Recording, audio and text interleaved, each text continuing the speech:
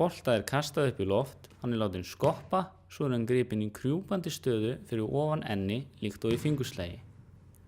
Krjúpandi staða er gerð til að æfa leiklíkar hreyfingar, því krjúpandi staða er oft notuð í blaki.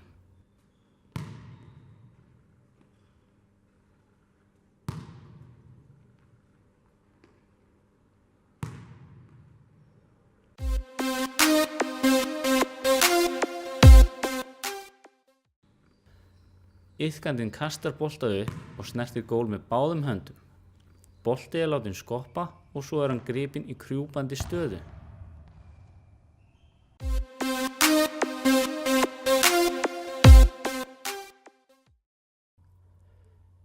Iðkandi 1 kastar bolta til iðkanda 2.